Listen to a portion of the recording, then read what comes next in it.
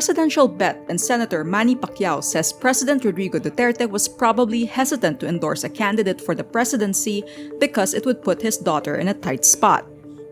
Davao City Mayor Sara Duterte is running for the vice presidency and is the running mate of dictator's son Ferdinand Bongbong Marcos Jr.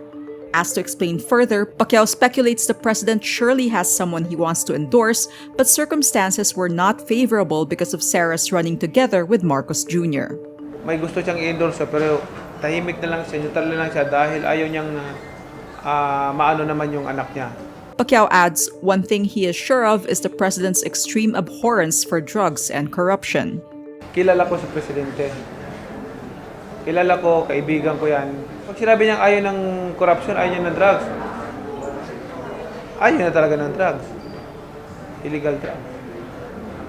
Eh, mag-i-endorse siya, paano siya mag-i-endorse ng gano'n? The senator also asks, wasn't Bongbong tagged in an illegal drugs issue? On Thursday, March 31, Duterte says he wants to remain neutral and did not endorse a presidential candidate. This despite his party, PDP-Laban, endorsing Marcos Jr. for the presidency. President Rodrigo Duterte endorses 8 other senatorial candidates who are not included in the lineup of PDP-Laban Kusi faction. The senatorial bets Duterte is endorsing are Taguig Patero's 1st District Representative Alan Peter Cayetano, Sorsogon Governor Cheese Escudero, Antique Representative Lauren Legarda, Senator Joel Villanueva, former Senators Jinggoy Estrada and J.V. Ejercito, former Defense Secretary Gilbert Chodoro, and Senate Majority Leader Mig Zubiri. Duterte names them during the Grand Proclamation Rally of PDP-Laban in Lapu-Lapu City, Cebu, Thursday, March 31. PDP-Laban already endorsed presidential candidate and the late dictator's son, Ferdinand Bongbong Marcos Jr. Despite this, Duterte says he will not be backing any presidential candidate. Meantime, re-electionist Senator Mig Zubiri goes all out for Marcos Jr. as he joins the Uniteam campaign sortie in his home province of Bukidnon. Zubiri calls Marcos Jr. our president and thanks Bukidnon mayors and vice mayors for coming to the Marcos-led rally, saying it was proof of their support for the Uniteam ticket. Until Thursday, Zubiri has been campaigning for re-election without endorsing any presidential candidate. In a previous interview, he says he would rather not comment on the presidential candidates and says he loves them dearly.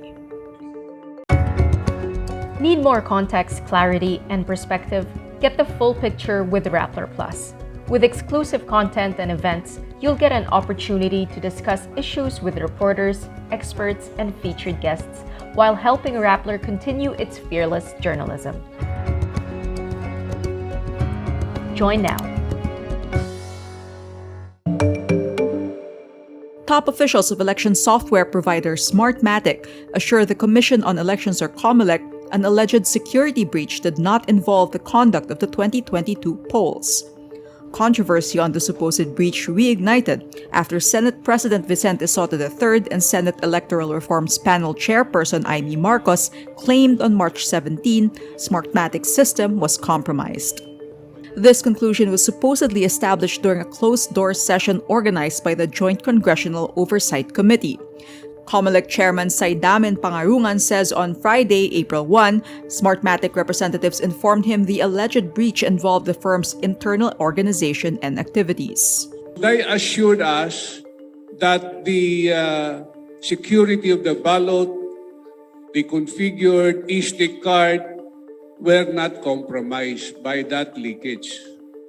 We are waiting for the official report of the National Bureau of Investigation para ilabas namin kung ano ang decision namin tungkol sa breach na ito. Although alam ng Smartmatic that we studied all possible courses of action that the Comelec will take against them if ever. According to Smartmatic, the employee responsible for the controversy has already been fired.